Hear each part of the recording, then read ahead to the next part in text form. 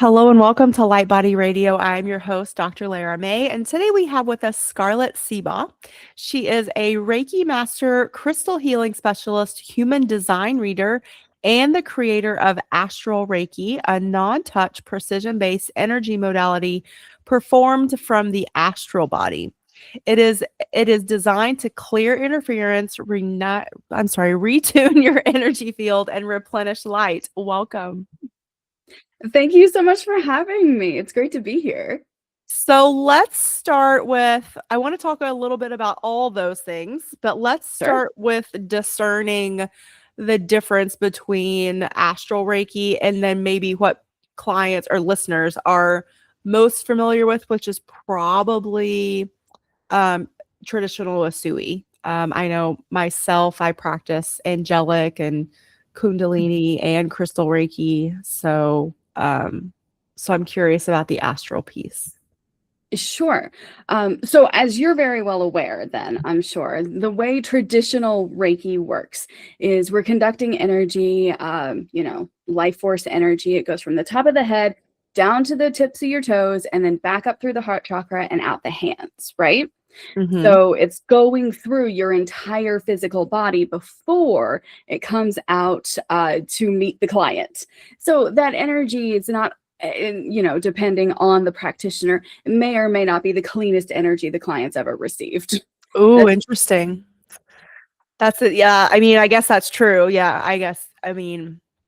Yeah. I like to think that I think especially with my angelic training and practices that for that, that ultimately it cleans your energy, for you. And then I also would like to think about myself, no ego in here, but that I have a really good ability to be more of the detached observer and which I think any good practitioner can remove their ego and their judgment and just be, but that takes practice. So have practice of being that open channel. But you're saying astral doesn't do that at all. Right. Because I'm not actually channeling energy from my physical body in the first place. Right. Yeah, it's from source.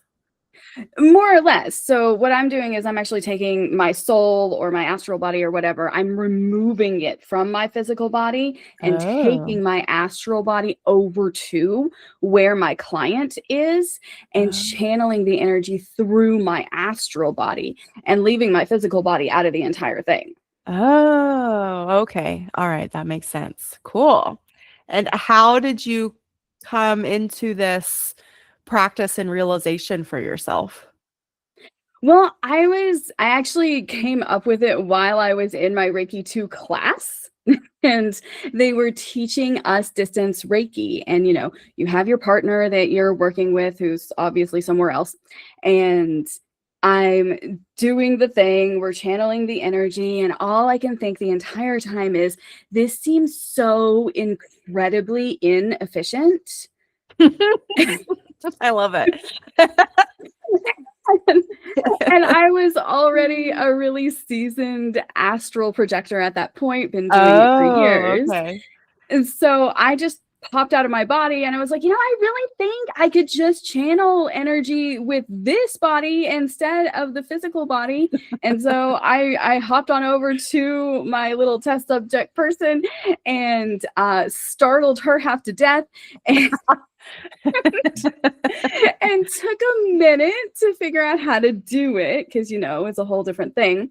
But then started channeling the energy through my astral body and it was just so much cleaner. It was so much more intense, she said. And I've had many clients say at this point, and it's just, you get to do a lot of really precision work when you do it that way because it's so much easier to see. Yeah. Yeah. I think too, I love this. This is so fascinating. I love that you're like, well, this just makes more sense. Duh.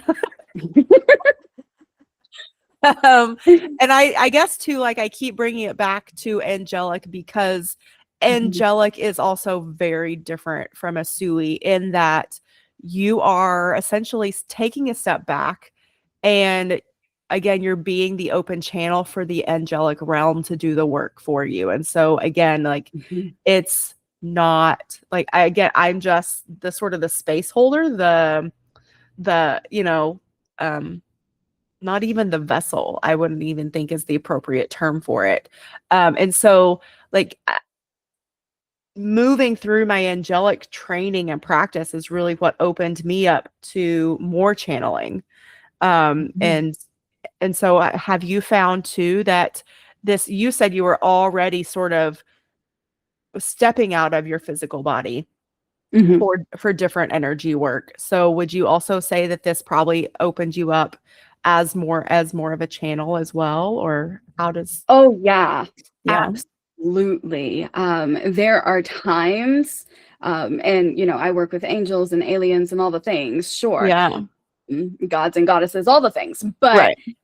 but there are times where I am channeling the energy and I'm doing such intense like channeling work and connecting so thoroughly with that light that it's almost like you lose yourself in it and you kind of become the light. And like it takes just a minute like when you're in that state to come out of that state when it's appropriate and like reconstitute yourself into a real being again, like an individuated being, because you get so close to that source energy that you're just indistinguishable.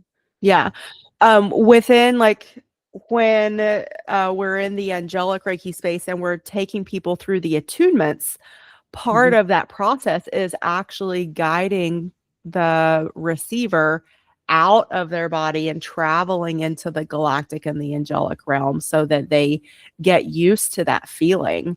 And so for any of you out there that are not already playing with out of body experiences or astral travel, or, like, I think if you're interested, this astral Reiki asset could be a great modality to, I think, help you hone those skills. But then also too, like angelic Reiki is also like I think a good stepstone modality because it does, I think, provide that sort of safe space for you to explore these outer realms, whether it's with your guide that's your human teacher, or whether it's with your energetic guide, whatever that being may be, whether it's a galactic being or an angelic being, or any of the beautiful beings. It could even be unicorns, dragons, elementals, all the things. Oh yeah, I love to work with the dragons. And actually, to your point on, removing yourself from your body and getting connected and everything, I do actually have a little astral projection meditation on Insight Timer if you guys are interested. So. Oh, for sure. Yeah. Like at the end, maybe we'll or at least send me the link and I can put that on the show notes. I will do that. People could, have that. Okay, cool. So from there, then how does the crystal realm weave into this for you as the practitioner, and how you bring this into the world? Well, I always use a crystal grid whenever I'm doing an astral Reiki session. As with anybody, your session starts well before you come in contact with your practitioner. So part of that for me is the setting up of a crystal grid to set the space. So I use, what do I use? I use rose quartz, obviously, because every crystal grid needs self-love. It's so very important. And labradorite for protection, and blue quartz for communication, and fluorite specifically for me, actually, so I can concentrate. Interesting. Yeah. Well, like when you're out in the astral realm and stuff, like there's no such thing as time anymore. Right. Yeah. And you think about something and you are there. And so concentration is so very important when you're doing this kind of work, because you can just accidentally leave and then have to come back and the whole thing. So that one's super important. And then apophyllite for visualization, and a little bit of amethyst because, and then I always do a protection, like a square protection grid around the grid with black terminated quartz towers. That's a hard word to say. Oh, cool. Yeah. Right on. And for people that aren't familiar with that specific, so that would be clear quartz with the little black tourmaline that's sort of Yes. venerated throughout. Yes, yeah. And that really helps amplify the protection of the black tourmaline. So you get like a nice big punch of protection, which I think is super important when you're doing this kind of work. For sure. I mean, our intention is so powerful anyway. So like just also having that intention that this is for the highest and greatest good only, only the most pure love and light is allowed to come through. Whatever those statements are that you say for your sessions and your clients and for yourself when you're doing self-treatments, know that is enough. But it also helps to have these amplifiers too. And that's how I see crystals when I work with them as well. Like I know the power of my intention, and when you work with your intuition and energy enough, you will start to feel it and trust it, and just again like have the knowing and the confidence. But there is something to be said. I'm a huge rock hound myself, and I love all rocks. which if Me my too. husband will laugh and roll his eyes. And so there's something to be said for having that extra support, because each little crystal also has its own, I think, like little soul, sometimes big soul, and like and level of interaction with whatever you're doing. And so do you have like a standard grid that you do with each client, or do they change with each client, or is it a combination of both?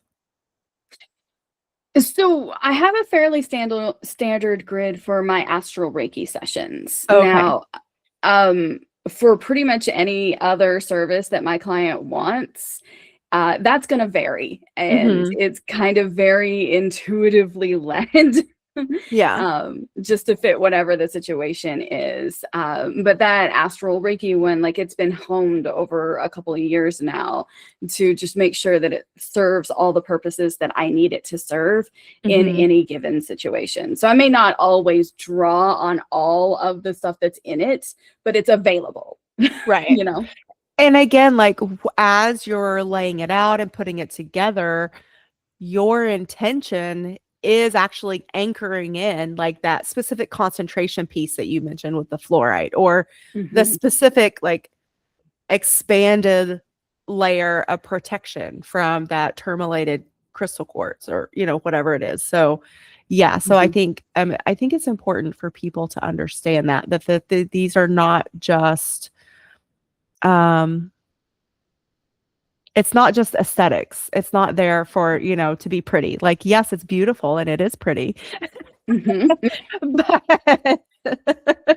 I don't even make it visible to my clients. Like they can't see it. Yeah. But so. I think I love talking about this stuff, especially on this platform, because it maybe, I do a lot of different types of subject matter on this podcast. And so a lot of what we talk about is solidly based in biology and chemistry and, the functional medicine and then like quantum physics. And so even though quantum physics can get very woo-woo, a lot of it is based in like hardcore, what we would consider quote unquote science. And so I love bringing in this other piece of both my life and obviously like what you do on a daily basis to help people understand that there is validation in the woo-woo, and there is a method behind what might seem like madness to those that aren't familiar with it. But then also to help reinforce that concept of the simplicity, like the beauty and the complexity, but also the simplicity of our intention is so powerful. And just by literally calling in and our guides, our angels, and asking for help, that in itself can be so powerful. So take us through a little bit of how you do that, who you work with, like what does that look like for you in your practice? Now that is actually significantly more intuitive and dependent on the client that I'm working with. Sure. So I do not work with the same people every time. But as some examples, one of my favorite things that I get to do sometimes, I have this one client who has chakras that look like galaxies. They're Oh my very, gosh. very cool. How cool. It's amazing. And like the first time I saw her, I could not wait to tell her about it. It's just one of the coolest things I've ever seen. And she's very connected in with galactic energy, so it's not super surprising that that's what's going on. And I had another client where I actually got the opportunity to see the scaffolding that kind of goes in place to make a chakra look like that. And it turns out that actually comes from Archangel Metatron. And it was one of the most interesting sessions that I've ever done in my entire life. And he just popped in for a total of 10 seconds. And I was feeding this person energy, and he had this canister thing that he just kind of shoved into her heart chakra and like twisted and then pulled off the lid, and he like peaced out. And that was very, very interesting. And then the next time that I saw him, I was working with a different client, and he came in. I say he, but like he's not really a he, he's more of a they. But yeah, I think most people do refer to Metatron as a he, though. Fair enough. Our human brains like want to assign that gender to that being. Big. Oh, he's huge. Yeah. Giant of an angel. But in any case, he brought me all 9 canisters, and he's like, okay, you've seen me do this, you just go ahead and pop these in, and then peace out again. Okay, I guess this is now my responsibility. And I did. Luckily for me, they were color coded. Right. So that was really helpful. Yeah. I'm sure your intuition would have guided you appropriately, and even if they weren't color coded, but I'm sure it would have. I like to believe that it would have. Maybe it was my intuition that put the colors on the canisters in the first place. Who knows? Maybe, yeah. But that's one of the more fun and interesting experiences that I've gotten to have with an angelic being. And, you know, obviously I work with Archangel Michael for protection every time. I work with several other angels, just depending on the circumstances. I tend to work a lot with the Arcturians. Because they have this awesome blue light that they give you access to that like really soothes inflammation and soothes the nervous system. To say, apparently. And so I always use that whenever, you know, I need to calm a client down for any reason, or if they've got inflammation in any of their tissue. Like I tend to see a lot of inflammation in the liver and the gallbladder. So you can use that blue light for that kind of thing. And recently I've been working a little bit more with that pink light of unconditional love and compassion that, near as I can tell, comes from Isis and Hathor and Mary Magdalene and that kind of energy. Exactly. Yes. Yeah. So that's been really cool to kind of get to connect in with these old goddesses to really bring in that energy for some people. And it seems very divine feminine, and I'm very much enjoying that when I work with it. So, well, and I think too, just with the nature of our universe right now, going through the awakening that it's going through and the upheaval, it doesn't surprise me that those types of energies are coming through again to soften, to rebalance, to sort of like help cool and calm things down. Yes, fully agree. Yeah. So cool. Yeah, I love it. And I just also love the variety, like, because I'm sure you can agree too that you never really know quite what's going to come through for a client session. And I love that. I mean, like, and again, too, like just talking about like practitioner integrity, like we should never go in with an agenda. Like we can talk to our client and talk about like maybe some of the issues or their goals, but as the practitioner to, I think, like come to some discerning guidance. I think it's really important for us to go in like open and as objective as possible. And so with that intention from our perspective, it's amazing to me all the different things that will and can come through. And you can just be continuously delighted and surprised and, you know, all the different fun things. Yes, absolutely.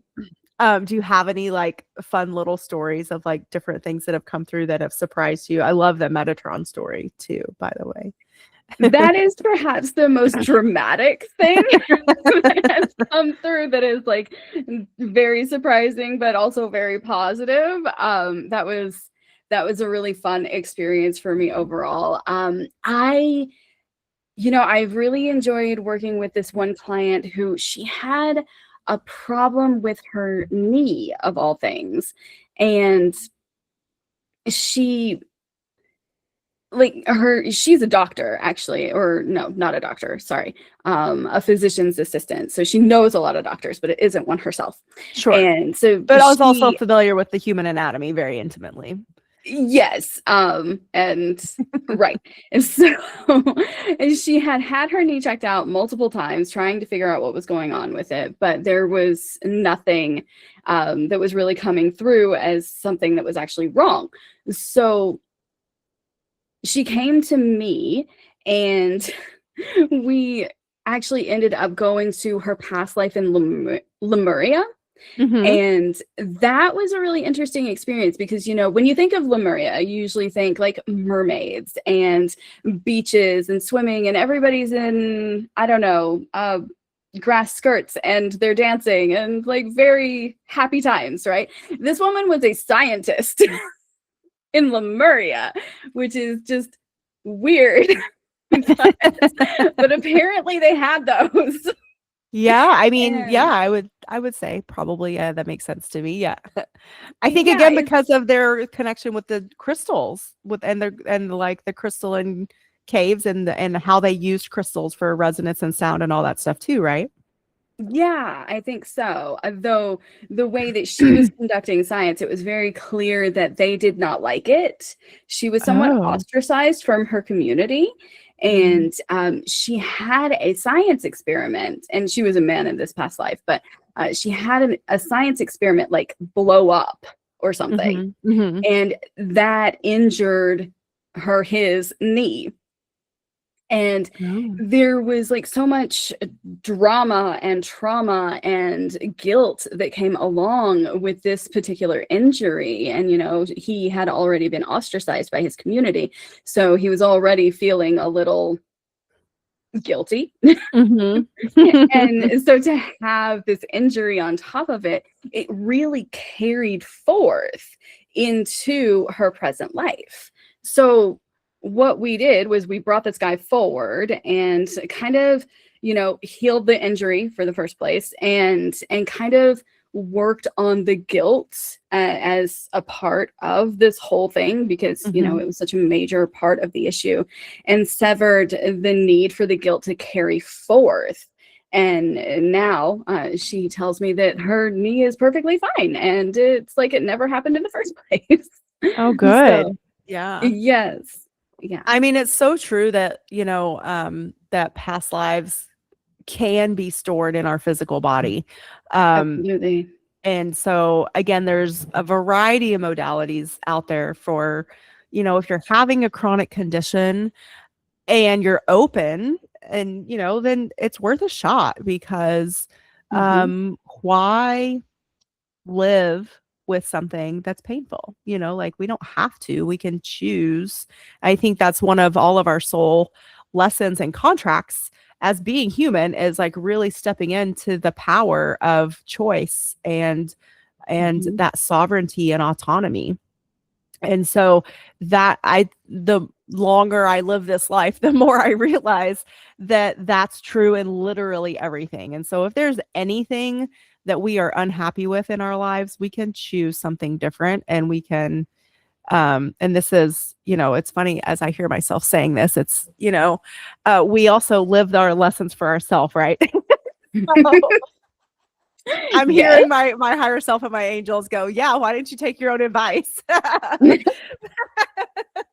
But I mean, like, we all have something that we're like, that we need a resolution with, or that we're working through at any given time in our lives. Like, the human yeah. existence is not meant to be perfect and 100% rainbows and butterflies all the time. Like, it is meant to be 50-50. And I think that is for a very specific spiritual reason and lesson. Sorry, I feel like I'm rambling, but you jump in at any time. It's an excellent point. It's, we are always working on something. Otherwise, why on earth would we even be here? Right. Life here is hard. Like, Exactly. no matter Yeah, like, what you're doing. Yeah, if our souls wanted the perfection and, that kind of reality, there is a place in the universe in a different timeline that has that, and our souls would have chosen that, but they didn't. They chose to be here. Right. So Because that timeline's boring. I mean, ultimately, yeah, like, it's beautiful, but it's more of like, it doesn't have the contrast.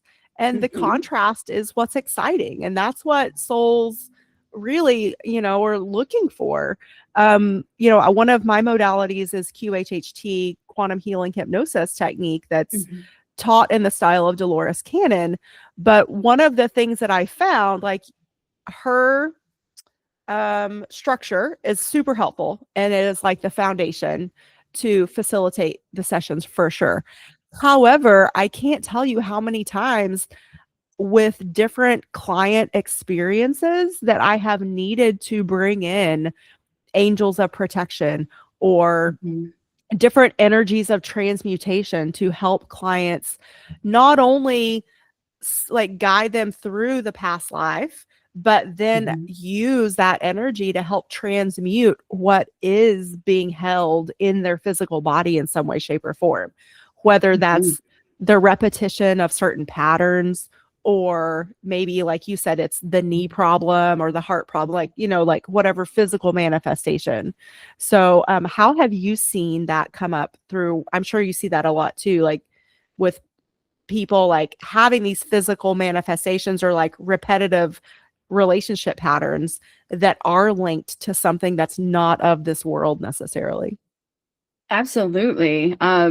There's a way that I see it that I just call them parasites. Okay. Like Because little, it like hangers on. yeah, and I kind of categorize them in a few different versions of parasites, and there's the little leeches that kind of live up here in your mind, and there's also an octopus that tends to hang out on the back of the head, right around the Mm. ascension chakra. That's like it varies in size. And there's a few others that we don't need to go into, but Sure. there I have like a fairly specific removal strategy for them, and I use the violet flame to transmute them to send them into the light. Mm. um Love I that. always use the violet flame for it because I have found that especially some of the more powerful ones, they're actually capable of like creating illusions to make you think that you got rid of them. And then you Mm. didn't actually get rid of them. They're actually still hanging out in your client's field. And I have seen that sometimes with some other practitioners who think they got rid of a thing and they didn't get rid of a thing. Yeah. I love that. That's really interesting. How much have you noticed, like, the again, coming back to this theme of autonomy and free will, how much have you seen the client's own engagement play into how, maybe, I don't know if permanent is the right word, but how maybe that is the word, like how permanent like some of these clearings can be for them? Oh, it has a big impact. Yeah. That's what I would like think too. big, giant impacts. Yeah. Because, I have one client who is really prone to the leech thingies in her mind. And every time I see her, I have to clear them out again because Yeah. it has such a rumination pattern that is so linked into the frequency of these little leech thingies that just love to feed off of that and then exacerbate that situation, which is the whole thing. It's like these parasites, they're attracted to a frequency and then they latch on to the person who has like that frequency match, and they exacerbate the problem. Yeah. The whole point of them, and then they feed off of the energy of that exacerbation. Yeah. So, yeah, it absolutely makes an impact. Like, I can remove the parasite. That's totally fine. I'll do it all day long. But the fact is that if the client doesn't fix the underlying issue that created the frequency match in the first place that attracted that parasite, you're just going to have to do it again. Yeah. Yeah. I found that too. And I find that this is also sort of part of this. Again, it's that making decisions for ourselves versus giving our power away. Like, I love helping people and I love practicing these modalities, but there is an element, like, unless the client is ready and willing to step in and start making different choices for themselves, they're going to essentially be a revolving door for me to come in and clear the energy out. But then I know essentially like they're just going to let the energy back in again. And then we're going to like do it again. Yeah. So I think it's not that, like, it's not that I don't want to keep seeing the client, but I want so much for people to have that lasting healing experience and that evolution. And so are there practices that you pass on to your clients to help encourage them to start taking their own sort of like energetic responsibility for these things?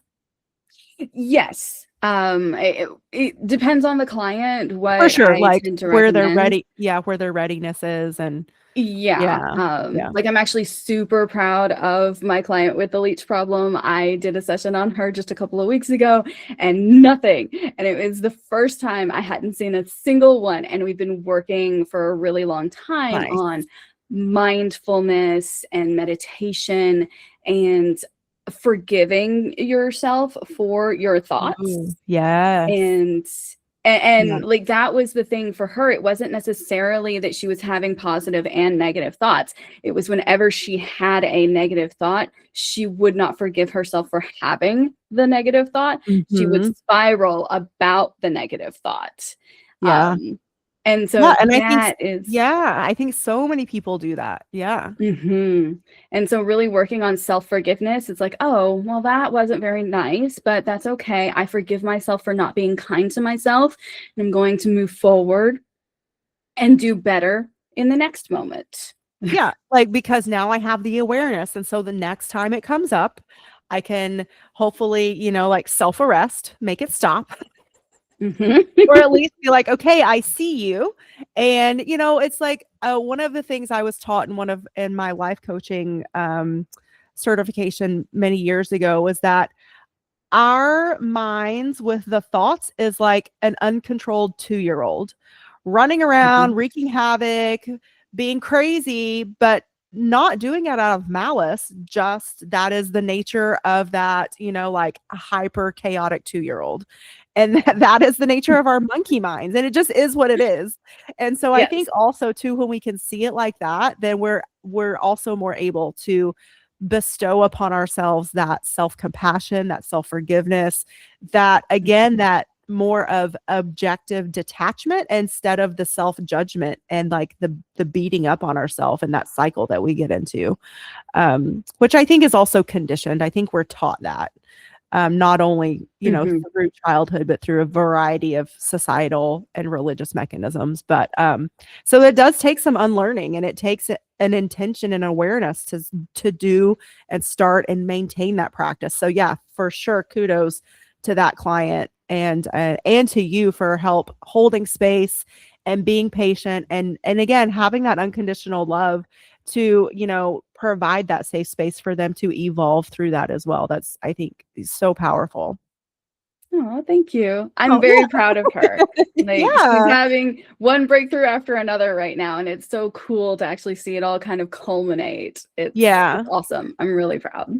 Well, So. I want to go back to another thing you said is like what allows or opens the door for those little leeches or parasites, as you call them, to come in and to like reestablish themselves. What I've seen is the pattern or the feeling of the fear. I think that's like probably the baseline emotion. I mean, you can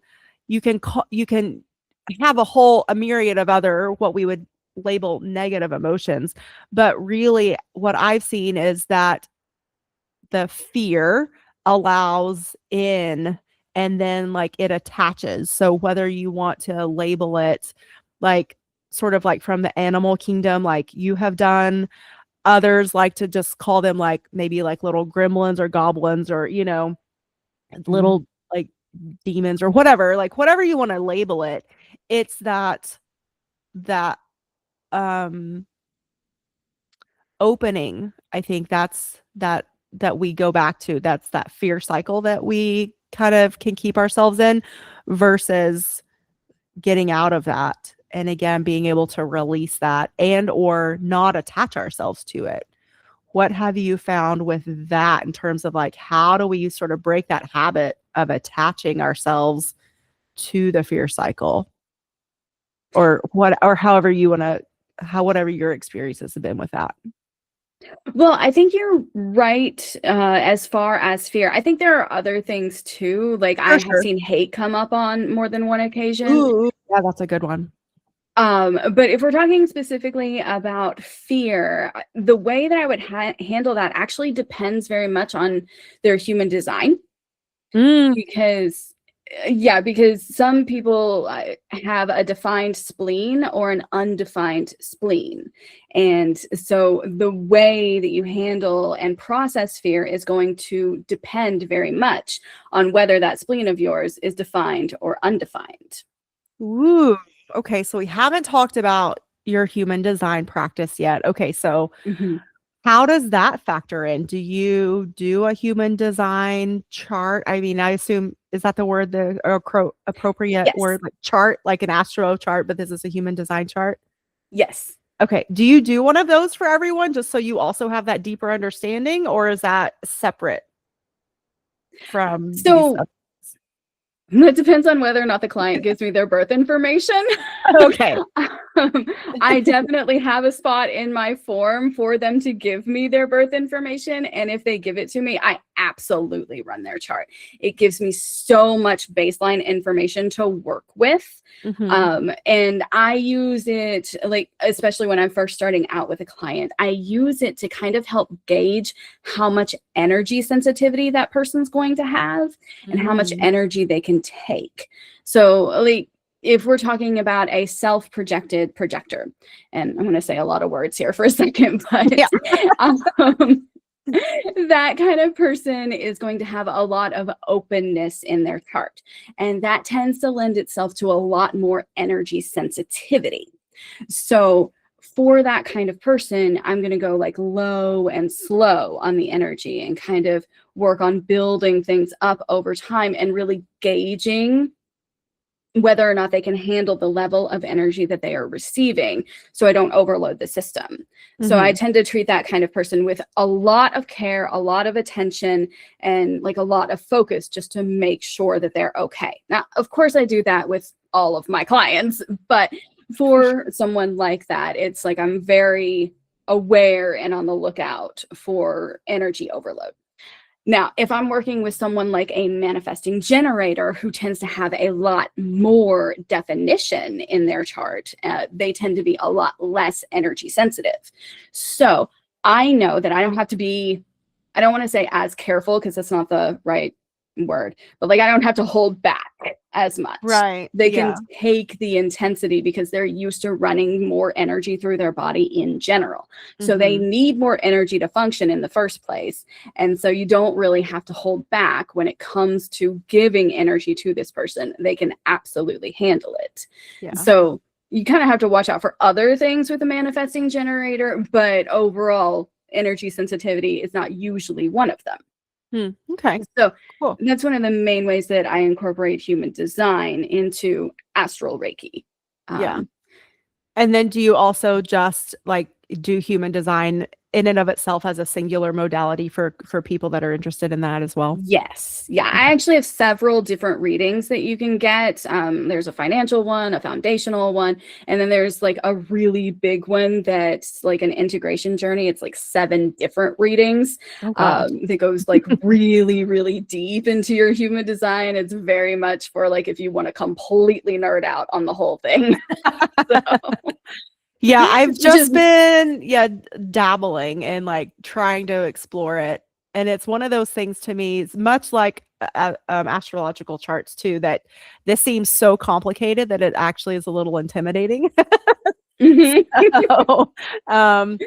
I love people like you that like just are like have dove in and you know can really not only understand it but then like translate it for people like me.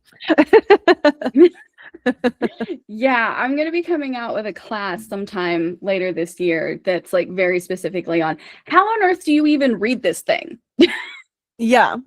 Because I think most people would like to know, but there's almost nothing out there that will tell you like, okay, so this planet's over here and it's doing this and that means this and blah, blah, you know, like really tells you how the system actually functions. Yeah. So that's kind of what I'm going to be doing in the next Mercury retrograde.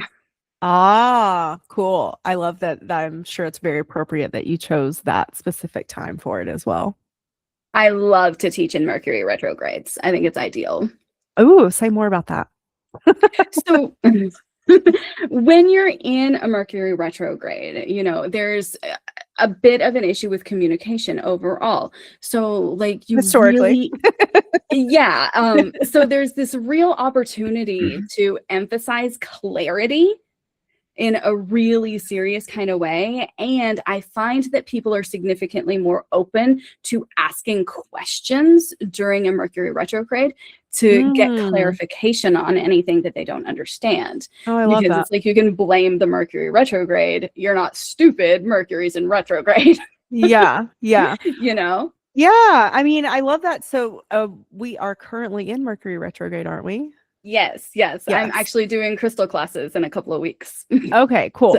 So, but and like so many people, again, I feel like, I mean, there's a lot that don't now anymore, but we still like have this whole thing of like, ooh, Mercury retrograde's coming. Like these are all the list of things that you shouldn't do or don't, you know, don't start or, you know, like, so I feel like it's still all sort of like kind of fear-based, which is part of like the old 3D world.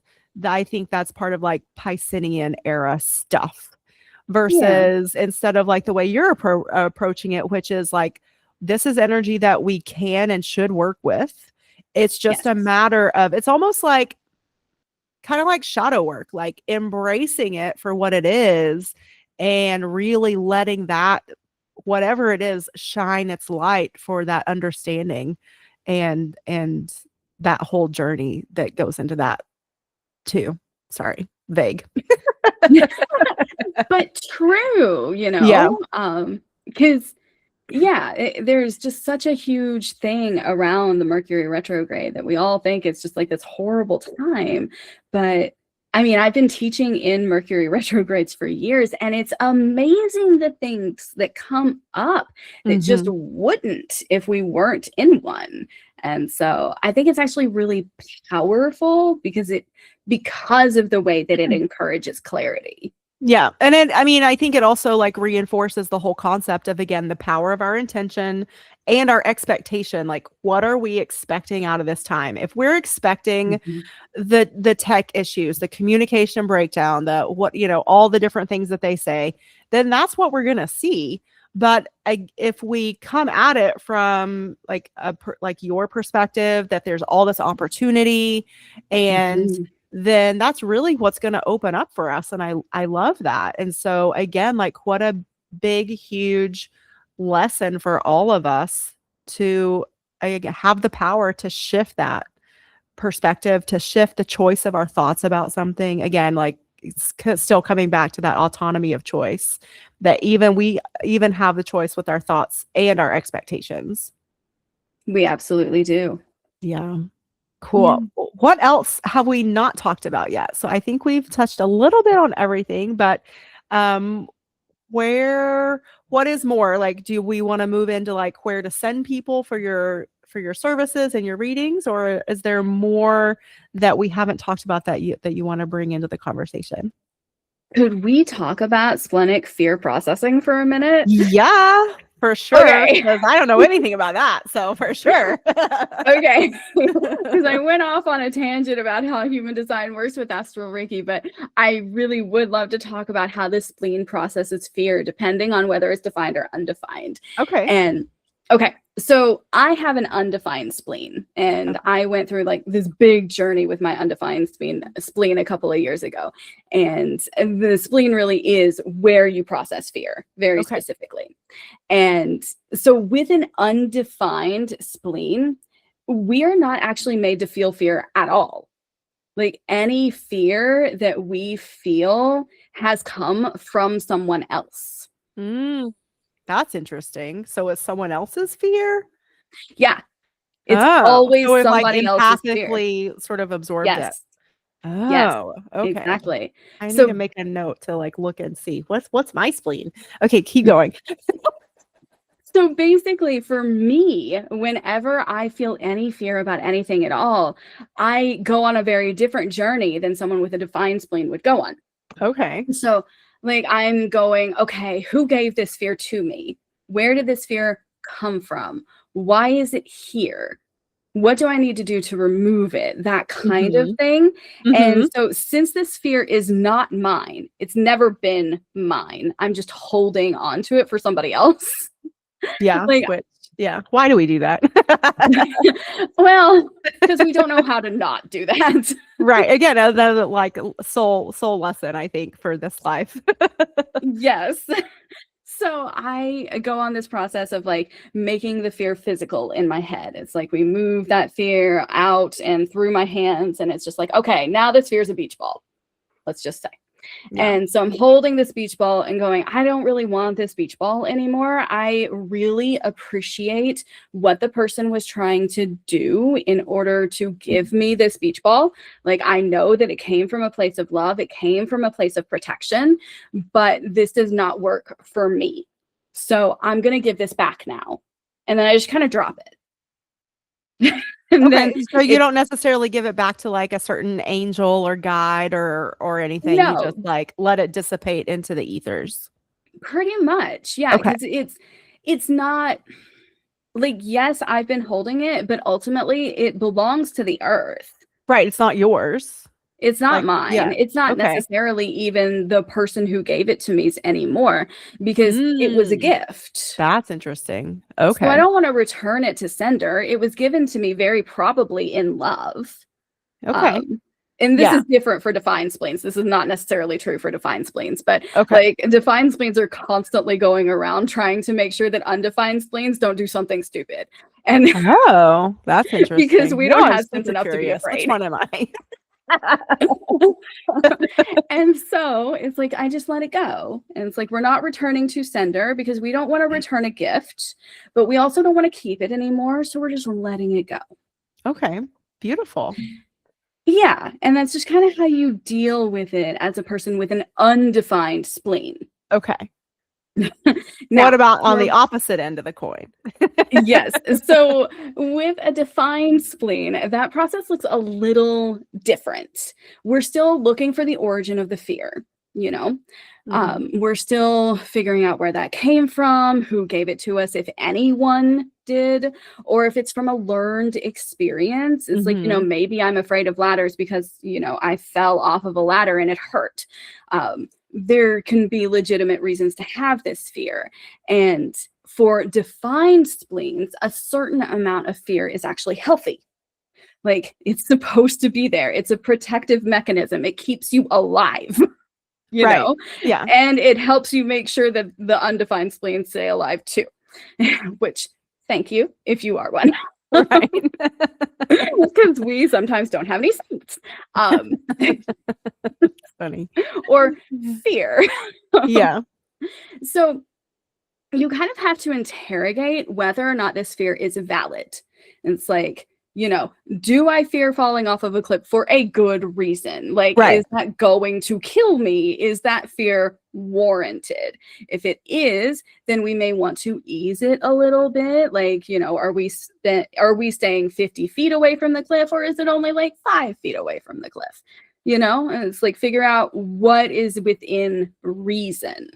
Right. And if you find that the fear is not reasonable, that's when you do, quite frankly, the inner work that everybody's already taught you how to do, because the Fine Springs kind of wrote that. That's funny. I love how all of this stuff is so archetypal as well. And you can see it both within yourself, but then also like as, you know, society as a whole, or like groups of people as a whole, and see those patterns. That is one of the things I do find really fascinating about it. And because I think there are so many lessons for us to learn, not only about ourselves, but others. And then that helps us hopefully move forward with more compassion and love and forgiveness and non-judgment. Yes, hopefully. 100%. Fingers crossed. That's the goal, at least. Yeah. Awesome. Results Well, may okay. vary, but Yeah, no, I love that. Because again, like, it's the number one, the awareness, always first step to any change. And then number two, like, what's that process that you're going to take yourself through to, you know, to figure out, okay, is this, again, something I'm going to continue, something I'm going to stop, something I'm going to hold on to, something I'm going to let go of, all the things. Yeah. Beautiful. Well, cool. That was so helpful. I love it. Tell everyone where they can find you. Sure. So the best place to find me is on my website, and that is yourabundant, with a T, yourabundantdesign.com. And if y'all like, I actually have a little free crystal booklet that I just finished like a couple of weeks ago. Very, very proud of it. It only costs your email address. It sends you through, you know, cleansing, charging, connecting with, and activating your crystals. It even gives you like a little fairly tangible exercise on how to actually connect with your crystals and understand them. So super excited about that. Yeah, beautiful. Yes, we'll include all those links on the website. And then you also mentioned earlier that little meditation. Will you send me that link too, so we can include I that will in the show notes? absolutely do that. Yeah. Yeah. Okay. It's an astral projection meditation on Insight Timer. Okay. There's not a lot of astral projection meditations, but I like that one because it actually gives you a protection mechanism before you astral project. So you astral project in a very safe and protected way. Make sure to put that seatbelt on. Yeah, exactly. Well, thank you so much. This has been so much fun. I love these conversations. I think we, you know, went to some great places and we dispelled a lot of myths, but then also I think, again, like, really gave some reasoning behind how some of this woo-woo stuff that we do works, and why we do what we do when we do it. Context, I think they call that in a more abbreviated form. I think so too. I strive to understand why I'm doing what I'm doing. Right. You know, I mean, like, there's some of us are just more curious by nature. And so I myself am one of those people. I like to know how even the woo-woo works and understand it. And so I hope that whoever finds this episode, that this has helped them understand it a little bit better. So thank you so much. I really appreciate your time, all the work that you're doing in the world. And everybody, make sure you go on out to yourabundantdesign.com. These links will live in the show notes page, which is drlaramay.com/podcasts. So if you're driving or walking, know that we got you. We have them written down for you. All you need to do is pop on over there and click on the appropriate links. So thank you so much, Scarlett. It was so nice to have you. Thank you so much for having me. It's been amazing. Yeah. All right, everybody. We will catch you in the next episode.